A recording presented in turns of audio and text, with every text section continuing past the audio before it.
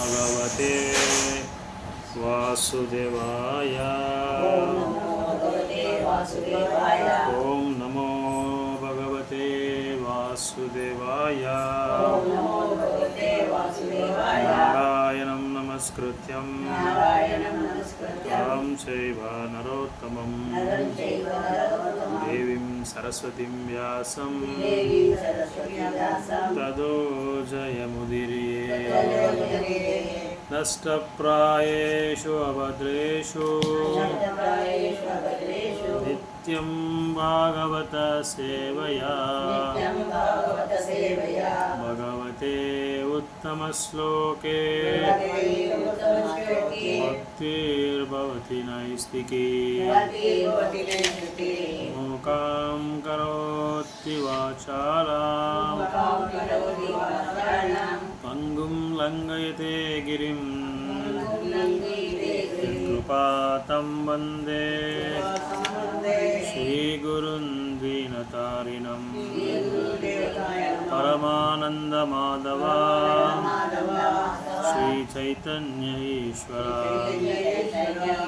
कृष्णाय वासुदेवाय देवकीनन्दनाय च नन्दगोपकुमाराय गोविन्दाय नमो नमः। ಶ್ರೀಮದ್ಭಾಗವತಂ ಸ್ಕಂದ 1 ಅಧ್ಯಾಯ 4 ಶ್ಲೋಕ ನಂಬರ್ 17-18.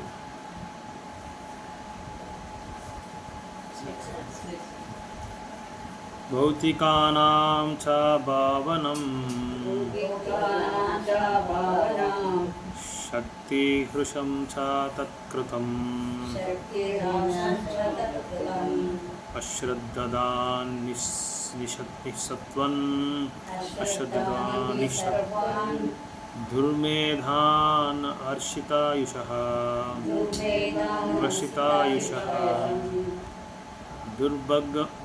ದುರ್ಭಾಗಂ ಸ ಜನನ್ ವೀಕ್ಷ್ಯ ಮುನಿರ್ದಿವ್ಯೇನ ಚಕ್ಷುಷಾ ಸರ್ವವರ್ಣಾಶ್ರಮಾನಾಂ ಯತ್ ದದ್ಯೋಹಿತಂ ಅಮೋಘದೃಗ್ ದೌದ್ಯೋಹಿತಂ ಅಮೋಘದೃಗ್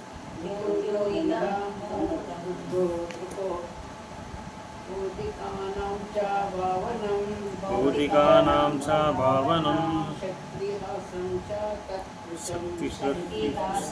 ಶಕ್ತಿಹೃತಂ ಅಶ್ರದ್ಧಾದಾನಿಹ ಸತ್ವಾನ್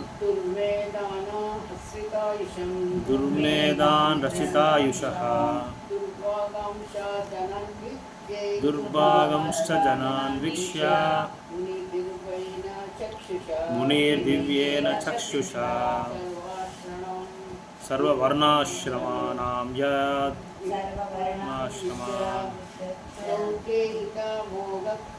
ದದ್ಯೋಹಿತಂ ಅಮೋಘದೃಗ್ ಭೌತಿಕಾನಾಂ ಚ ಭಾವಾನಾಂ ಶಕ್ತಿರಸಾಂ ಚ ತತ್ಕೃತಂ ಅಶ್ರದ್ಧಾನಾನ್ ಸತ್ವಾನ್ ದುರ್ಮೇಧಾನ್ ರಚಿತಾಯುಷಃ ದುರ್ವೇಗಾಂಶ್ಚ ಜನಾನ್ ವೀಕ್ಷ್ಯ ಮುನಿರ್ದಿವ್ಯೇನ ಚಕ್ಷುಷಾ ಸರ್ವವರ್ಣಾಶ್ರಮಾನಾಂ ಯದ್ದದ್ಯೋ ಹಿತಂ ಅಮೋಘದೃಕ್ ಭೌತಿಕಾನಾಂ ಚ ಜಡದಿಂದ ಮಾಡಲ್ಪಟ್ಟ ಎಲ್ಲ ವಸ್ತುಗಳ ಭಾವಾನಾಂ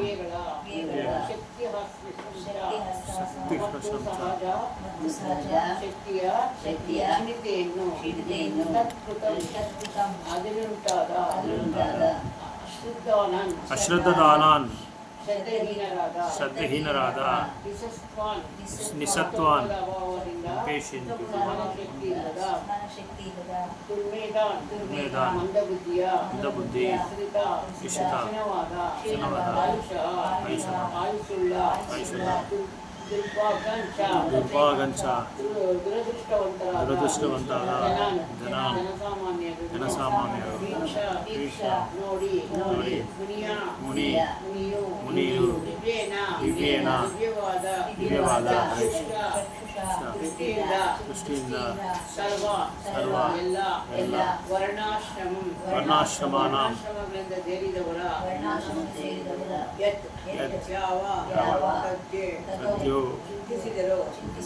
ಕಾಂಟೆಂಪ್ಲೇಟೆಡ್ ಕಲ್ಯಾಣವನ್ನು ಸಂಪೂರ್ಣ ಜ್ಞಾನವನ್ನು ಹೊಂದಿದ ಅಮೋಘ ದೃಕ್ one who is fully equipped knowledge. ಅನುವಾದ ಭಾವಾರ್ಥ ಕೊಟ್ಟವರು ಅಭಯ ಚರಣ ಅರವಿಂದ ಭಕ್ತಿವೇದಾಂತ ಸ್ವಾಮಿ ಶಿಲ ಪ್ರಭುಪಾದ ಕಿ. ಆ ಶ್ರೇಷ್ಠ ಮುನಿಗಳು ಪೂರ್ಣ ತಿಳುವಳಿಕೆ ಹೊಂದಿದ್ದರು. ಪ್ರತಿಯೊಂದು ಭೌತಿಕ ವಸ್ತುವು ಯುಗ ಪ್ರಭಾವ ನಮಿತ್ತ ನಶಿಸುವುದನ್ನು ತಮ್ಮ ದಿವ್ಯ ದರ್ಶನದಿಂದಾಗಿ ಕಂಡರು. ಅಲ್ಲದೆ ಶ್ರದ್ಧಾಹೀನ ಜನರ ಆಯುಸ್ಸು ಕ್ಷೀಣಿಸಿ ಅವರ ಸತ್ವಗುಣದ ಅಭಾವದಿಂದಾಗಿ ತಾಳ್ಮೆ ಕಳೆದುಕೊಳ್ಳುವುದನ್ನು ಕಂಡರು. ಆದ್ದರಿಂದ ಅವರು ಎಲ್ಲ ವರ್ಣ ಮತ್ತು ಎಲ್ಲ ಆಶ್ರಮಗಳ ಜನರ ಕಲ್ಯಾಣವನ್ನು ಕುರಿತು ಆಲೋಚಿಸಿದರು. ಭಾವಾರ್ಥ ಕಾಲದ ಅದೃಶ್ಯ ಶಕ್ತಿಗಳು ತುಂಬಾ ಪ್ರಬಲವಾಗಿರುತ್ತವೆ. ಅವು ಭೌತಿಕ ಜಗತ್ತನ್ನು ಕಾಲಕ್ರಮೇಣ ಮರವಿನ ಸ್ಥಿತಿಗೆ ತಳ್ಳಿಬಿಡುತ್ತದೆ. 4 ಯುಗಗಳ ಚಕ್ರದಲ್ಲಿ ಕಡೆಯದಾದ ಕಲಿಯುಗದಲ್ಲಿ ಎಲ್ಲಾ ಭೌತಿಕ ವಸ್ತುಗಳ ಶಕ್ತಿಯು ಕಾಲದ ಮಹಿಮೆಯಿಂದ ಕುಂದಿ ಹೋಗುತ್ತದೆ. ಈ ಯುಗದಲ್ಲಿ ಜನರ ಭೌತಿಕ ಶರೀರದ ಆಯುಸ್ಸು ಗಮನಾರ್ಹವಾಗಿ ಕಡಿಮೆ ಆಗುತ್ತದೆ.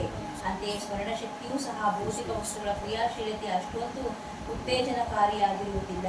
ಭೂಮಿ ಸಹ ಇತರ ಯುಗಗಳಿಗೆ ಹೋಲಿಸಿದರೆ ಅಷ್ಟೊಂದು ಪ್ರಮಾಣದ ಆಹಾರ ಧಾನ್ಯ ಉತ್ಪಾದಿಸುವುದಿಲ್ಲ. ಹಸುಗಳು ಮೊದಲು ಕೊಡುತ್ತಿದ್ದಷ್ಟು ಹಾಲು ಕೊಡುವುದಿಲ್ಲ. ತರಕಾರಿಗಳು ಮತ್ತು ಹಣ್ಣುಗಳ ಉತ್ಪಾದನೆ ಸಹ ಮೊದಲಿಗಿಂತ ಕಡಿಮೆಯಾಗಿರುತ್ತದೆ. ಹೀಗಾಗಿ ಎಲ್ಲಾ ಜೀವಿಗಳಿಗೂ ಮನುಷ್ಯರು ಮತ್ತು ಪ್ರಾಣಿಗಳಿಗೆ ಸಾಕಷ್ಟು ಪೌಷ್ಟಿಕ ಆಹಾರ ಸಿಗುವುದಿಲ್ಲ.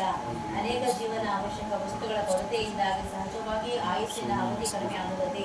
ನೆನಪಿನ ಶಕ್ತಿ ಕುಗ್ಗುತ್ತದೆ, ಬುದ್ಧಿಶಕ್ತಿ ಕ್ಷೀಣಿಸುತ್ತದೆ, ವ್ಯವಹಾರಗಳಲ್ಲಿ ಪರಸ್ಪರ ಚಿಂತನೆ ತಲೆದೋರುತ್ತದೆ ಇತ್ಯಾದಿ.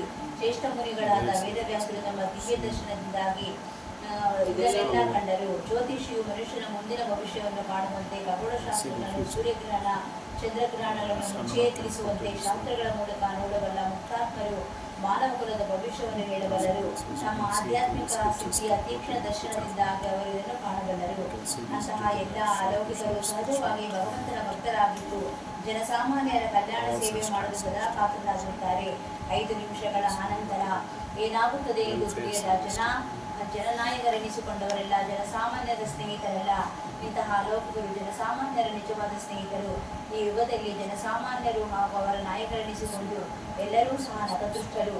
ಆಧ್ಯಾತ್ಮ ಜ್ಞಾನದ ಬಗ್ಗೆ ಇತರರಿಗೆ ಶ್ರದ್ಧೆ ಇರುವುದಿಲ್ಲ ಮತ್ತು ಕಲಿಯುವುದರಿಂದಾಗಿ ಇವರು ಪ್ರಭಾವಿತರಾಗಿರುತ್ತಾರೆ. ಯಾವಾಗಲೂ ಇವರು ವಿವಿಧ ರೀತಿಯ ವ್ಯಾಧಿಗಳಿಂದ ನರಳುತ್ತಿರುತ್ತಾರೆ. ಉದಾಹರಣೆಗೆ, ಈ ಯುಗದಲ್ಲಿ ಅನೇಕ ಕ್ಷಯರೋಗಿಗಳಿದ್ದಾರೆ, ಅನೇಕ ಕ್ಷಯರೋಗದ ಆಸ್ಪತ್ರೆಗಳಿವೆ. ಆದರೆ ಈ ಮೊದಲು ಹೀಗಿರಲಿಲ್ಲ, ಏಕೆಂದರೆ ಕಾಲ ಇಷ್ಟೊಂದು ಅನಾನುಕೂಲವಾಗಿರಲಿಲ್ಲ. ವೇದವ್ಯಾಸರ ಪ್ರತಿನಿಧಿಗಳಾದ ಅಲೌಕಿಕ ವ್ಯಕ್ತಿಗಳು ನಿಸ್ವಾರ್ಥಿಗಳಾದ ಕಾರ್ಯಕರ್ತರು. ಅವರು ಎಲ್ಲ ವರ್ಣಾಶ್ರಮದ ಜನರಿಗೂ ಸಹಾಯಕವಾಗುವಂತೆ ಯೋಜನೆ ಸಿದ್ಧಪಡಿಸುವುದರಲ್ಲಿ ಸದಾ ನಿರತರಾಗಿರುವರು. ಆದರೆ ಕಲಿಯುಗದ ಈ ನತದೃಷ್ಟ ಜನ ಅಂತಹವರಿಗೆ ಸ್ವಾಗತ ನೀಡಲು ಹಿಂಜರಿಯುತ್ತಾರೆ. ವ್ಯಾಸ, ನಾರದ, ಮಧ್ವ, ಚೈತನ್ಯ, ರೂಪ, ಸರಸ್ವತಿ ಮೊದಲಾದವರ ಸಂದೇಶವನ್ನು ಸಾರುವ ಪ್ರತಿನಿಧಿಸುವ ಅಲೌಕಿಕರೇ ಅತ್ಯುನ್ನತ ಜನೋಪಕಾರಿಗಳು.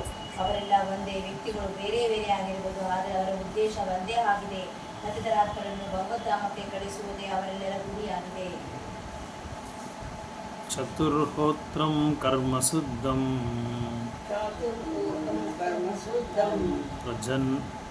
ಪ್ರಜಾನಾಂ ಭಿಕ್ಷ್ಯ ವೈದಿಕಂ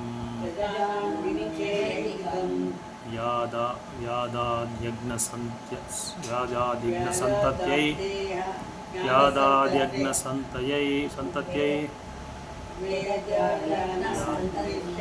ವೇದಂ ಏಕಂ ಚತುರ್ವಿಧಂ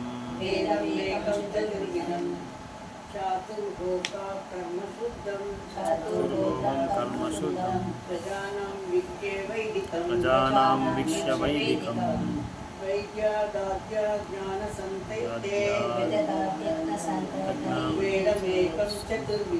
ವೇದಮೇಕಂ ಚತುರ್ವಿಧಂ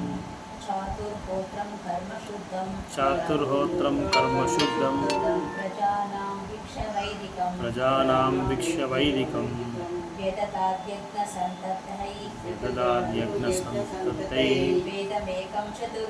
ವೇದಮೇಕಂ ಚತುರ್ವಿಧಂ ನಾಲ್ಕು ನಾಲ್ಕು ಯಜ್ಞಗಳು ಕರ್ಮಶುದ್ಧಂ ಕರ್ಮಶುದ್ಧಂ ಕ್ರಿಯೆ ಪವಿತ್ರಕರಣಕ್ಕಾಗಿ ಪವಿತ್ರಕರಣಕ್ಕಾಗಿ ಪ್ರಜಾನಾಂ ಜನಸಾಮಾನ್ಯರ ಭಿಕ್ಷೆ ನಂತರ ವೈದಿಕ ಆಚರಣೆಗನುಗುಣವಾಗಿ ವೈದ್ಯದ ಯದದಾತ್ ಮಾಡಿದನು ಯಜ್ಞವನ್ನು ಸಂತತಿ ವಿಸ್ತರಿಸಲು ವೇದಂ ಏಕಂ ಒಂದೇ ವೇದವನ್ನು ಚತುರ್ವಿಧಂ ನಾಲ್ಕು ವಿಭಾಗಗಳಲ್ಲಿ ವೇದಗಳಲ್ಲಿ ಹೇಳಿರುವ ಅಗ್ನಿಗೋಚರಗಳು ಜನರ ರುಚಿಗಳನ್ನು ಶುದ್ಧೀಕರಿಸುವ ಮಾರ್ಗವೆಂದು ಅವರು ಕಂಡುಕೊಂಡರು. ಈ ವಿಧಾನವನ್ನು ಸರಳಗೊಳಿಸಿ ಹಾಗೂ ಜನರಲ್ಲಿ ಹೆಚ್ಚು ಬಳಕೆಗೆ ತರಲು ಅವರು ಒಂದೇ ವೇದವನ್ನು ನಾಲ್ಕಾಗಿ ವಿಂಗಡಿಸಿದರು. ಭಾವಾರ್ಥ: ಮೊದಲು ಯಜುರ್ ಎಂಬ ಒಂದೇ ವೇದ ಇತ್ತು. ಇದರಲ್ಲಿ 4 ಬಗೆಯ ಅಗ್ನಿಗೋತ್ರಗಳು ವಿಶೇಷವಾಗಿ ಪ್ರಸ್ತಾವಿತವಾಗಿದ್ದವು.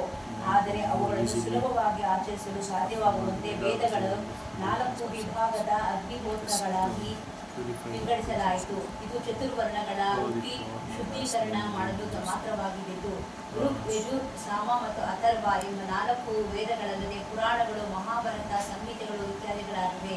ಇವುಗಳನ್ನು ಪಂಚಮ ವೇದ ಎಂದು ಕರೆಯುತ್ತಾರೆ.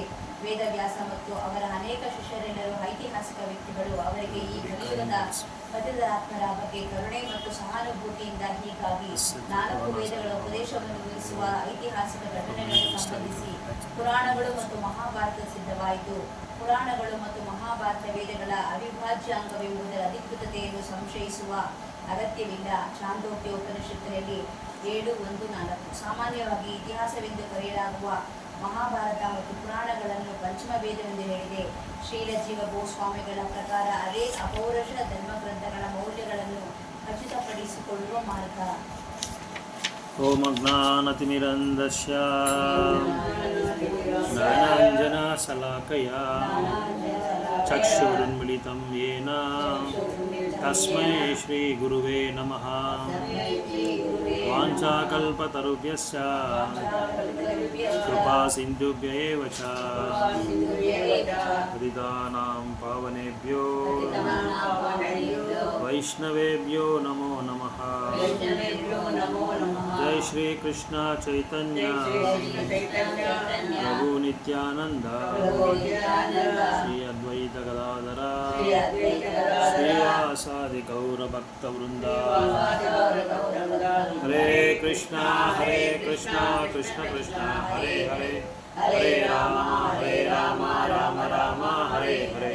ಹರೇ ಕೃಷ್ಣ ಕೃಷ್ಣ ಕೃಷ್ಣ ಹರೇ ಹರೇ, ಹರೇ ರಾಮ ರಾಮ ರಾಮ ಹರೇ ಹರೇ. ಹರೇ ಕೃಷ್ಣ ಕೃಷ್ಣ ಕೃಷ್ಣ ಹರೇ ಹರೇ, ಹರೇ ರಾಮ ರಾಮ ರಾಮ ಹರೇ ಹರೇ. ಸೊ ಈ ಒಂದು ಅಧ್ಯಾಯ ತುಂಬ ಮುಖ್ಯವಾದ ಒಂದು ಅಧ್ಯಾಯ, ನಾರದರ ಆಗಮನ. ಸೊ ನಾರದ ಮಹಾಮುನಿ ಅವರ ಜನ್ಮದ ವಿವರಣೆ ಬಗ್ಗೆ ಇದರಲ್ಲಿ ಕೊಟ್ಟಿದ್ದಾರೆ. ಮತ್ತು ಭಕ್ತಿ ಸೇವೆ ಬಗ್ಗೆ ತುಂಬ ವಿಶೇಷವಾಗಿ ವ್ಯಾಸದೇವರು ಅದನ್ನು ರಚನೆ ಮಾಡಿದ್ದಾರೆ. ಆಮೇಲೆ ವೇದವ್ಯಾಸರು ಮುಂದೆ ಕಲಿಯುಗದಲ್ಲಿ ಯಾವ ಥರ ಅನಾಹುತ ಆಗ್ಬೋದು, ಜನ ಯಾವ ಥರ ಇರ್ತಾರೆ, ಯಾವ ಗುಣದಲ್ಲಿ ಅವರು ಜೀವನ ಮಾಡಬಹುದು, ಇದೆಲ್ಲ ಮುಂದೆ ಭವಿಷ್ಯತ್ತು ನೋಡುವಂಥ ಒಂದು ಚಮತ್ಕಾರ, ನೋಡುವಂಥ ಒಂದು ಜ್ಞಾನ ಈ ಗ್ರಂಥಗಳ ಬರೆಯೋರಿಗೆ ಇರುತ್ತೆ ಅಂತ ಕೂಡ ನಾವು ಅರ್ಥ ಮಾಡ್ಕೋಬೇಕಾಗ್ಬಿಡುತ್ತೆ. ಈಗ ಕೆಲವು ಗ್ರಂಥಗಳೆಲ್ಲ ಬರೆಯೋರಿಗೆಲ್ಲ ಏನಾಗುತ್ತೆ ಅಂದರೆ ಅವ್ರಿಗೆ ಏನಾಗುತ್ತೆ, ಏನಾಗ್ಬೋದು, ನಿನ್ನೆ ಕೂಡ ನಾವು ಚರ್ಚೆ ಮಾಡಿದ್ವಿ. ನಿನ್ನೆ ತ್ರಿಕಾಲಗ್ನ ಅಂತ ಹೇಳ್ತಾರೆ ಭಗವಂತನಿಗೆ. ತ್ರಿಕಾಲಗ್ನ ಅಂದರೆ ಭೂತ ಭವಿಷ್ಯತ್ ಎಲ್ಲ ಕಾಲದ ಒಂದು ಚಟುವಟಿಕೆಗಳ ಬಗ್ಗೆ ಅವರು ಹೇಳುವಷ್ಟು ಸಮರ್ಥತೆ ಅವ್ರಿಗೆ ಇರುತ್ತೆ, ಮತ್ತು ಅಂಥ ಒಂದು ಅರ್ಹತೆಯೂ ಅವ್ರಿಗೆ ಇರುತ್ತೆ. ಆ ಥರ ಇಲ್ಲಿ ವೇದವ್ಯಾಸರು ಕಲಿಯುಗದಲ್ಲಿ ಏನಾಗಬಹುದು, ಯಾವ ಥರ ಇರ್ತಾರೆ ಜನ, ಸೊ ಯಾವುದ್ರ ಮೇಲೆ ಅವರು ಹೆಚ್ಚಿಗೆ ಫೋಕಸ್ ಮಾಡ್ತಾರೆ, ಯಾವುದ್ರ ಮೇಲೆ ಹೆಚ್ಚಿಗೆ ಗಮನ ಕೊಡ್ತಾರೆ, ಯಾವುದ್ರ ಮೇಲೆ ಹೆಚ್ಚಿಗೆ ಗಮನ ಕೊಡೋದಿಲ್ಲ, ಸೊ ಯಾವ ಥರ ಒಂದು ಜೀವನ ಅವರು ಮಾಡೋದಕ್ಕೆ ಇಷ್ಟಪಡ್ತಾರೆ, ಮತ್ತು ಅವರ ಕಾಲ ಅವಕಾಶ ಏನು, ಅವರ ಆಧ್ಯಾತ್ಮಿಕವಾದ ಸ್ಥಿತಿಗತಿಗಳು ಯಾವ ಥರ ಇರುತ್ತೆ. ಅದಾದಮೇಲೆ ಭಕ್ತಿ ಸೇವೆಯಲ್ಲಿ ಎಷ್ಟೊಂದು ಅವರು ನಿರಸರಾಗ್ತಾರೆ, ಭಕ್ತಿ ಸೇವೆಯಲ್ಲಿ ಎಷ್ಟೊಂದು ಅವರು ಗಮನ ಕೊಡ್ತಾರೆ, ಎಷ್ಟೊಂದು ಗಮನ ಕೊಡೋದಿಲ್ಲ, ಯಾವ ಥರ ಗಮನ ಕೊಡ್ತಾರೆ, ಯಾವ ಥರ ಗಮನ ಕೊಡೋದಿಲ್ಲ, ಇದೆಲ್ಲ ವೇದವ್ಯಾಸರ ಮುಂದೆ ಅವರು ಫೋರ್ಕಾಸ್ಟ್ ಮಾಡೋಷ್ಟು ಇದು ಅವರಿಗೆ 5,000 ವರ್ಷಗಳ ಮುಂದೆ ಅವ್ರು ಬರೆಯೋಕ್ಕೆ ಮುಂದೆನೇ ಇದೆಲ್ಲ ಗೊತ್ತಾಯ್ತು ಅವ್ರಿಗೆ. ಕಲಿಯುಗದಲ್ಲಿ ಜನ ಇರ್ತಾರೆ ಅಂತ ಹೇಳ್ತಾರೆ. ಮಂದ ಸುಮಂದ ಮತಯೋ ಮಂದ ಭಾಗ್ಯೋ ಉಪಹೃತ ಅಂತ ಹೇಳ್ತಾ ಇದ್ದೀವಿ ನಾವು 1ನೇ ಅಧ್ಯಾಯದಲ್ಲಿ ಒಂದು ಶ್ಲೋಕದಲ್ಲಿ ನಾವು ನೋಡಿದ್ರಿ. ಸೊ ಕಲಿಯುಗ ಮಕ್ಕಳು ಯಾವ ಥರ ಹೇಳಿದ್ರು ಅಂದರೆ ಮಂದ ಬುದ್ಧಿ, ಸೊ ಮತ್ತು ಬೇಗ ಮರ್ತೋಗೋದುಂಟು. ಅದಾದಮೇಲೆ ಆಧ್ಯಾತ್ಮಿಕವಾದ ಜೀವನನ ಯಾವುದೇ ಥರವಾಗಿ ಅವರು 99% ಅದನ್ನು 99% ಅದನ್ನು ಅವರು ಆಚರಣೆ ಮಾಡೋದಕ್ಕೆ ಅವ್ರಿಗೆ ಇಷ್ಟನೇ ಇರಲ್ಲ. ಇವತ್ತು ಕೂಡ ಒಬ್ಬರು ಭಕ್ತರು ಇಂಡಿಯಾ ಮ್ಯಾಪ್ ಹಾಕ್ಬಿಟ್ಟು ಒಂದು ವಿಡಿಯೋ ಇದು ಕಳಿಸಿದ್ರು, ಒಂದು ಫೋಟೋ ಕಳಿಸಿದ್ರು. ಅದರಲ್ಲಿ ಏನು ಹೇಳಿದ್ದಾರೆ ಅಂದರೆ, ಇಂಡಿಯಾನಲ್ಲಿ ಇರೋ ಜನ 99% ಎಲ್ಲರೂ ಮಾಂಸ ತಿನ್ನೋರಂತೆ. ಮ್ಯಾಪ್ ಹಾಕಿ ಕಳಿಸ್ತಾರೆ, ಯಾವ ಸ್ಟೇಟಲ್ಲಿ ಎಷ್ಟು ಪರ್ಸೆಂಟೇಜ್ ಇದೆ, ಕೇರಳಲ್ಲಿ ಎಷ್ಟು ಪರ್ಸೆಂಟು, 90%, ತಮಿಳ್ನಾಡಲ್ಲಿ ಎಷ್ಟು ಪರ್ಸೆಂಟು, ಆಂಧ್ರಲ್ಲಿ ಎಷ್ಟು ಪರ್ಸೆಂಟು, ಎಲ್ಲ ಸ್ಟೇಟಲ್ಲಿ ಹಾಕಿ ಕಳಿಸಿದ್ದಾರೆ. ಎಲ್ಲ ಮ್ಯಾಪು, ಇಂಡಿಯಾ ಮ್ಯಾಪ್ ಹಾಕ್ಬಿಟ್ಟು 23-24 ಸ್ಟೇಟಲ್ಲಿ ಎಷ್ಟು ಪರ್ಸೆಂಟೇಜು ಮಾಂಸಾಹಾರ ಮಾಡ್ತಾ ಇದ್ದಾರೆ ಅಂತ. ಅದರಲ್ಲಿ ನೋಡಿದ್ರೆ ನಮ್ಮವರೇ ಚೆನ್ನಾಗಿ ತಿಂತಾ ಇದ್ದಾರೆ. ಅವ್ರು ತಿನ್ನೋದು ಬಿಡೋದಿಲ್ಲ. ಅದ್ರಲ್ಲಿ ನೋಡಿದ್ರೆ ನಾವೇ ಆಚರಣೆ ಮಾಡ್ತಾ ಇಲ್ಲ, ಸನಾತನ ಧರ್ಮವನ್ನು ನಾವೇ ಆಚರಣೆ ಮಾಡ್ತಾ ಇಲ್ಲ. ಮತ್ತು ಹೇಗೆ ಅವರು ಅದನ್ನು ಇದು ಮಾಡ್ತಾರೆ, ನಾವು ಕರೆಕ್ಟಾಗಿದ್ರೇ ನಾವು ಅವ್ರಿಗೆ ಹೇಳೋಕ್ಕಾಗುತ್ತೆ. ಈಗ ಒಬ್ಬ ತಂದೆ ಬಂದು ಏನೋ ಬೆಳಗ್ಗೆ ಎದ್ದು ಸ್ನಾನ ಮಾಡಿಕೊಂಡು ದೇವಸ್ಥಾನಕ್ಕೆ ಹೋಗೋ, ದೇವ್ರನ್ನ ಪ್ರಾರ್ಥನೆ ಮಾಡು, ಸ್ವಲ್ಪ ಭಕ್ತಿ ಸೇವೆ ಎಲ್ಲ ಮಾಡು, ಅದಾದಮೇಲೆ ನೀನು ಆಫೀಸ್ಗೆ ಹೋಗು, ಕಂಪ್ನಿಗೆ ಹೋಗು, ಸ್ಕೂಲ್ಗೆ ಹೋಗು ಅಂತ ತಂದೆ ಆದವನು ಹೇಳಬೇಕು. ತಂದೆ ಆದವನೇ ಹೇಳೋದು ಲೇಟಾಗಿ ಹೇಳ್ತಾನೆ, ಅವನೇ 11 ಗಂಟೆಗೆ ಹೇಳ್ತಾನೆ. ಆಮೇಲೆ ನ್ಯೂಸ್ ಪೇಪರ್ ನೋಡಿಕೊಂಡು, ಟಿ ವಿ ನೋಡಿಕೊಂಡು ಅವನ ಕಾಲ ಕಳ್ಕೊಂಡು, ಇನ್ನೂ ಹೇಳಬೇಕು ಅಂದರೆ ನೀವು ಗ್ರಾಮದಲ್ಲೆಲ್ಲ ಹೋಗ್ಬಿಟ್ರೆ ಇದು ಅರಸೆ ಮರನ ಏನಿರ್ತದೆ, ಅದು ಅಲ್ಲಿ ಕೂತ್ಕೊಂಡು ಕಾಲ ಬೆಳಗ್ಗೆ ಹೋದರೆ ರಾತ್ರಿ ಬರ್ತಾರೆ, ಅಲ್ಲೇ ಮಾತಾಡ್ಕೊಂಡು ಅವ್ರ ಬಗ್ಗೆ ಇವ್ರ ಬಗ್ಗೆ ಎಲ್ಲ ಮಾತಾಡ್ಕೊಂಡು, ರಾಜಕೀಯ ನಾಯಕರು ಎಲ್ಲ ಇರ್ತಾರೆ, ಅವರೆಲ್ಲ ಮಾತಾಡಿಕೊಂಡು ಯಾವುದೇ ಒಂದು ಚಿಂತನೆ ಇರೋದಿಲ್ಲ, ಆಧ್ಯಾತ್ಮಿಕವಾದ ಚಿಂತನೆ ಇರಲ್ಲ. ಸೊ ಜೀವನದ ಗುರಿ ಏನು ಅಂತ ಗೊತ್ತಿರಲ್ಲ ಅವ್ರಿಗೆ. ಈ ಥರ ಎಲ್ಲ ಕಾಲ ಕಳೀತಾ ಇದ್ದಾರೆ. ಸಿಟಿನಲ್ಲಿ ಬಂದರೆ ಬೇರೆ ಥರ, ಮೊಬೈಲ್ ಇಟ್ಕೊಂಡು, ಐಪ್ಯಾಡ್ ಇಟ್ಕೊಂಡು, ಅದನ್ನು ಯಾರು ಬೇಕಾಗಿಲ್ಲ ಇವಾಗ. ಯಾರೊಬ್ಬರ ನ್ಯೂಸ್ ಪೇಪರೆಲ್ಲ ಹೋಯ್ತು, ಏನು ಬೇಕಾಗಿಲ್ಲ, ಎಲ್ಲ ಮೊಬೈಲಲ್ಲೇ ಎಲ್ಲ ಆನ್ಲೈನಲ್ಲಿ ನೋಡಿದೆ, ಯೂಟ್ಯೂಬಲ್ಲೇ ಬರುತ್ತೆ, ಸೋಷಿಯಲ್ ಮೀಡಿಯಾ ಇದೆ. ಸೋಷಿಯಲ್ ಮೀಡಿಯಾ ನಮ್ಗೆ ಏನು ಬೇಕು ಎಲ್ಲ ಇದೆ, ಟೆಲಿಗ್ರಾಮ್ ಇದೆ, ಇನ್ಸ್ಟಾಗ್ರಾಮ್ ಇದೆ. ಸೊ ಅದಕ್ಕೆ ಮೊಬೈಲಲ್ಲಿ ಇಟ್ಕೊಂಡು ಎಲ್ಲ ಕಾಲ ಕಳೀತಾ ಇರ್ತಾರೆ. ಏನು ಬೇಕೋ ಅದು ನೋಡಿ, ಬೆಳಗ್ಗೆ ಕೂತ್ಕೊಂಡ್ರೆ ಬೇಕಾದ್ರೆ ರಾತ್ರಿ ಹೊತ್ತವರೆಗೂ ನೋಡ್ಬೋದು. ಅದು ಏನಾದರೂ ಯಾರಾದರೂ ಒಳ್ಳೆ ಕಲ್ಲ ನುಗ್ಗಿದ್ರೆ ಕೂಡ ಏನು ಗೊತ್ತಾಗಲ್ಲ, ನೋಡ್ಕೊಂಡೇ ಕೂತ್ಕೊಂಡ್ಬಿಡ್ತಾರೆ. ಬೇಕಾದ್ರೆ ಏನು ಎತ್ಕೊಂಡೋದ್ರೂ ಗೊತ್ತಾಗಲ್ಲ. ಅಷ್ಟೊಂದು ಏನದು ಡ್ರಗ್ಸ್ ಅಂತಾರಲ್ಲ ಆ ಥರ ಇದು. ಅಷ್ಟೊಂದು ನಮ್ಮನ್ನು ಹಂಗೆ ಆ ಚೈತನ್ಯನ ಹಂಗೆ ಎಳ್ಕೊಂಡ್ಬಿಡ್ತೇವೆ, ನಮ್ಮ ಪ್ರಜ್ಞೆನೆಲ್ಲ ಅದ್ರ ಮೇಲೆ ಆಕರ್ಷಣೆ ಕೊಡೋ ಥರ ಅದು ಮಾಡುತ್ತೆ. ಅದೇ ವೇದವ್ಯಾಸರದೇ ಹೇಳ್ತಾ ಇದ್ದಾರೆ, he was fully equipped in knowledge. ಅವರಿಗೆ ಸಂಪೂರ್ಣವಾದ ಜ್ಞಾನ ಇರುತ್ತಂತೆ, ಸಂಪೂರ್ಣವಾದ ಜ್ಞಾನ ಇದೆ ಯಾರಿಗೆ? ವೇದವ್ಯಾಸರಿಗೆ. ಅದಕ್ಕೆ ಅವರು ಒಂದು ವಿಷನ್ ನೋಡಬಲ್ಲ, ಅವರು ಏನಾಗುತ್ತೆ ಅನ್ನೋದನ್ನು ಒಂದು ದೃಶ್ಯ ನೋಡ್ತಾ ಇದ್ದಾರಂತೆ. ಕಲಿಯುಗದಲ್ಲಿ ಈ ಥರ ಎಲ್ಲ ಆಗ್ಬೋದು. Deterioration of everything material due to influence of this age. ಇದೆಲ್ಲ ಏನಕ್ಕೆ ಕಾರಣ ಏನಂದರೆ ಕಲಿದ ಪ್ರಭಾವ. ನಿಮ್ಗೊಂದ್ಸಲ ಕಥೆ ಹೇಳಿದ್ದೀನಿ, ಕಲಿಯುಗ ಪ್ರಾರಂಭ ಆಗೋಕ್ಕೆ ಮುಂದೆ ನಿನ್ನೆ ನಾವು ಚರ್ಚೆ ಮಾಡಿದ್ರಿ. ತ್ರೇತಾಯುಗ, ಸತ್ಯಯುಗ ಆರಂಭ ಆಗುವಾಗಲೇ ತ್ರೇತಾಯುಗನೂ ಬಂದ್ಬಿಡುತ್ತೆ ಕೊನೆಯಲ್ಲಿ. ಅದು ಪ್ರಾರಂಭ ಆಗ್ಬಿಡುತ್ತೆ. ಅದು ಯಾವಾಗ ಆಗುತ್ತಂದರೆ ಬ್ರಹ್ಮನ ಒಂದು ಕಲ್ಪ ಅಂದರೆ ಒಂದು ದಿನ. ಆ ಬ್ರಹ್ಮನ ಒಂದು ಕಲ್ಪದಲ್ಲಿ 28 ಮನುಗಳು ಬಂದು ಹೋಗ್ತಾರೆ. ಇದೆಲ್ಲ ನಾವು ಮಾತಾಡಿದ್ವಿ, ಚರ್ಚೆ ಮಾಡಿದ್ವಿ. ಆ 28 ಮನು ಆಗುವಾಗ ಆ ಸುತ್ತಿನಲ್ಲಿ ಈ ಥರ ಆಗುತ್ತಂತೆ. ದ್ವಾಪರ ಯುಗ ಬರುವಾಗೆ ಕಲಿಯುಗ ಸ್ಟಾರ್ಟ್ ಆಗಿಬಿಡುತ್ತೆ. ಅದಕ್ಕೆ ಉದಾಹರಣೆಗೆ ಏನು ಹೇಳ್ತಾರೆ ಅಂದರೆ, ಇದು ಭಾರತದಲ್ಲಿ, ಮಹಾಭಾರತದಲ್ಲಿ ಒಂದು ಕಥೆ ಹೇಳ್ತಾರೆ. ಒಬ್ಬ ವ್ಯಕ್ತಿ ಏನು ಮಾಡ್ತಾನೆ, ಪಕ್ಕದ ಗ್ರಾಮದಲ್ಲಿ ಒಂದು ಭೂಮಿ ತೊಗೊತಾನೆ ಅವನ ಹತ್ರ. ಆ ಭೂಮಿ ತೊಗೊಳ್ಳುವಾಗ ಏನಾಗುತ್ತೆ ಅಂದರೆ, ಇಬ್ಬರದು ಪ್ರಕ್ರಿಯೆ ಎಲ್ಲ ಆಗುತ್ತೆ. ಆದಮೇಲೆ ಇವನು ತೊಗೊಂಡು ಬಂದ್ಬಿಡ್ತಾನೆ. ಅವನು ತೊಗೊಂಡು ಮನೆಗೆ ಹೊರಟೋಗ್ತಾನೆ. ದುಡ್ಡು ಕೊಟ್ಟಾಯಿತು, ಭೂಮಿ ರಿಜಿಸ್ಟರ್ ಆಗೋಯ್ತು. ತೊಗೊಂಡಾದ್ಮೇಲೆ ಏನಂತಾನೆ, ಇವನು ಭೂಮಿನಲ್ಲಿ ವ್ಯವಸಾಯ ಮಾಡ್ತಾ ಇರುವಾಗ ಇವನಿಗೆ ಒಂದು ಚಿನ್ನದ ಗಣಿ ಸಿಗುತ್ತೆ. ಆ ಚಿನ್ನದ ಗಣಿ ಸಿಗ್ತದೆ ಏನಾದ್ರು ಏನು ಮಾಡ್ತಾನೆ ಇವನು, ಆಗಿನ್ನ ದ್ವಾಪರ ಯುಗ. ಸೊ ಏನು ಮಾಡ್ತಾನೆ, ಇದು ನಂದಲ್ಲ, ನಾನು ದುಡ್ಡು ಕೊಟ್ಟಿರೋದು ಭೂಮಿಗೆ ಮಾತ್ರನೇ ಅಂತ ಹೇಳ್ಬಿಟ್ಟು ತೊಗೊಂಡೋಗಿ ಅವನು ಕೊಡ್ತಾನೆ. ಅವನೇನು ಮಾಡ್ತಾನೆ, ಇಲ್ಲಲ್ಲ ನಾನು ನಿನಗೆ ಭೂಮಿನೇ ಮಾರಿದಾಗೋಯ್ತು, ನಿಂದು ಅಂತ ಹೇಳ್ತಾನೆ. ಸೊ ಇಬ್ಬರು ವಾದ ಪ್ರತಿವಾದ ಮಾಡ್ಕೊಂಡೇ ಇರ್ತಾರೆ, ನನಗೆ ಬೇಡ ನೀನೇ ತಗೋ ಅಂತ. ಇವನು ಇಲ್ಲೆಲ್ಲ ನಿಂದೆ, ನಿನ್ನ ಭೂಮಿಗೆ ಮಾತ್ರನೇ ನೀನು ಕೊಟ್ಟಿರೋದು ದುಡ್ಡು ಅಂತ. ಅವನು ಇಲ್ಲ, ನನ್ನ ಭೂಮಿನೇ ನೀನು ಮಾರ್ಬಿಟ್ಟೆ, ನನಗೇನು ಬೇಕಾಗಿಲ್ಲ ಅಂತ. ಸೊ ಕೊನೆಗೆ ಹಿಂಗೆ ವಾದ ಪ್ರತಿವಾದ ಆಗಿ ತುಂಬ ದಿನ ಹಂಗೆ ಇದು ಮಾಡ್ಕೊಂಡಿರುವಾಗ, ಸರಿ ಇಬ್ರು ರಾಜರ ಹತ್ರ ಹೋಗೋಣ. ಅವೆಲ್ಲ ರಾಜರ ಹತ್ರನೇ ತೀರ್ಮಾನ ಮಾಡೋದು ಏನಂದ್ರೆ, ರಾಜರ ಹತ್ರ ಹೋಗೋಕೆ ಮುಂದೆ ಏನಾಗುತ್ತೆ ಅಂದರೆ, ಆ ಪ್ರವೇಶದಲ್ಲಿ ದ್ವಾರಕ ಇದರಲ್ಲಿ ಏನಾಗುತ್ತೆ ಅಂತ ಒಂದು ಗಂಟೆ ಇಟ್ಟಿರ್ತಾರೆ. ಆ ಗಂಟೆ ಹೊಡೆದ್ರೆ ಯಾರೋ ಬಂದಿದ್ದಾರೆ, ಏನೋ ಒಬ್ಬರು ಇದು ಮಾಡಬೇಕು, ಏನು ನ್ಯಾಯ ಪಂಚಾಯಿತಿ ಮಾಡಬೇಕು ಅಂತ ಅರ್ಥ. ಅದು ಸರಿ ಹೋಗಿ ಕಳಿಸ್ತಾರೆ, ಹೋಗಿ ಕರ್ಕೊಂಬೋಗಿ ಇಬ್ಬರು ಹೋಗಿ ಹೇಳ್ತಾರೆ ರಾಜರ ಹತ್ರ, ಈ ಥರ ಆಗಿದೆ ಅಂತ ಹೇಳ್ತಾರೆ. ಸರಿ ರಾಜ ಏನು ಮಾಡ್ತಾನೆ ಅಂದರೆ, ಸರಿ ನೀವಿಬ್ಬರು ಒಂದು 2-3 ತಿಂಗಳು ಬಿಟ್ಕೊಂಬನ್ನಿ, ಅದಾದಮೇಲೆ ನಾವು ಇದು ಮಾಡೋಣ ಅಂತ ಹೇಳ್ತಾರೆ. ರಾಜರು ಆ ಥರ ಇದು ಕೊಟ್ಟ ಮೇಲೆ ವಾಯ್ದಾ ಹಾಕೋದು, ಕೋರ್ಟಲ್ಲಿ ವಾಯ್ದಾ ಹಾಕೋ ಆ ಥರ ಹಾಕ್ತಾರೆ. ಸರಿ 3-4 ತಿಂಗಳು ಬಿಟ್ಕೊಂಬರ್ತಾರೆ. ಬಂದು ನೋಡಿದ್ರೆ ಅವಾಗೇನಾಗುತ್ತೆ ಅಂದರೆ, ಭೂಮಿ ಮಾರ್ದವನು ಏನು ಮಾಡ್ತಾನೆ, ನೀನು ಹೇಳಿದ್ದು ಕರೆಕ್ಟ್, ನಂದೇ ಕೊಟ್ಬಿಡು ಅಂತ ಹೇಳ್ತಾನೆ. ಅವನೇಳ್ತಾನೆ, ಇಲ್ಲ ನಿನ್ನ ಭೂಮಿ ಮಾರಿದಾಗೋಯ್ತು, ನನಗೆ ಚಿನ್ನದ ಗಣಿ ಬರಬೇಕು ಅಂತ ಹೇಳ್ತಾನೆ. ಸೊ ಕಾರಣ ಏನಂದರೆ, ಕಲಿ ಪ್ರಾರಂಭ ಆಗೋಯ್ತು.